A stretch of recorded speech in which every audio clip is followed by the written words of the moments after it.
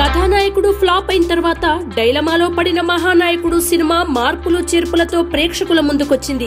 కథానాయకుడు ముగింపు దగ్గరి నుంచి మొదలైన ఈ సినిమాలో ఎన్టీఆర్ టీడీపీని స్థాపించడం నుంచి మొదటిసారి ఎన్నికల్లో భారీ మెజారిటీతో గెలవడం వరకు ఫస్ట్ హాఫ్ గా రామారావుకి నాదెండ్ల ద్రోహం చేయడం, మోసం చేసి సీఎం అవ్వడం, ఆ తర్వాత అన్నగారు అన్ని పార్టీలను కలుపుకొని తెలుగోడి సత్తా ఢిల్లీ వరకు వినిపించేలా చేసిన విధానం, రెండోసారి ముఖ్యమంత్రిగా ప్రమాణ స్వీకారం చేసే సీన్ తో మహానాయకుడు సినిమా ముగిసింది. అయితే మహానాయకుడు సినిమాలో ఎన్టీఆర్ కనిపించకపోవడం సినిమాకే పెద్ద లోటుగా కనిపిస్తుంది.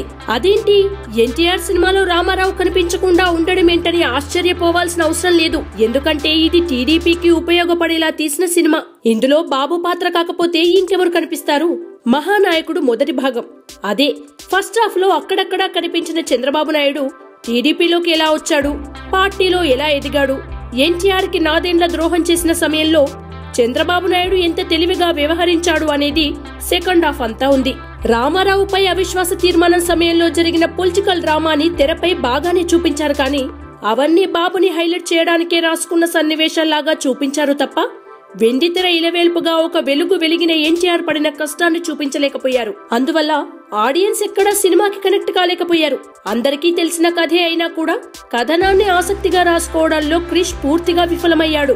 ఎన్టీఆర్ గా బాలకృష్ణ బాగున్నాడు. విద్యాబాలన్ బసవతారకమ్మ పాత్రలో పూర్తిగా ఒదిగిపోయింది. మిగిలిన వారు తమ పాత్రల పరిధి మేరకు నటించారు, కానీ రానా మాత్రం అద్భుతంగా నటించాడు. ముఖ్యంగా క్లైమాక్స్ సీన్స్ లో రానా నటన సూపర్ గా ఉంది. టెక్నికల్ అంశాల విషయానికొస్తే మహానాయకుడు సినిమాకి సినిమాటోగ్రఫీ, మ్యూజిక్ ప్రధాన బలాలు. పొలిటికల్ డ్రామాకి స్కోప్ ఉంది కాబట్టి క్రిష్ కథనాన్ని ఇంకా ఇంట్రెస్టింగ్ గా రాసుకొని ఉంటే బాగుండేది. మొత్తానికి ఎన్టీఆర్ మహానాయకుడు సినిమా కథానాయకుడు రిజల్ట్ ని రిపీట్ చేసేలా ఉంది.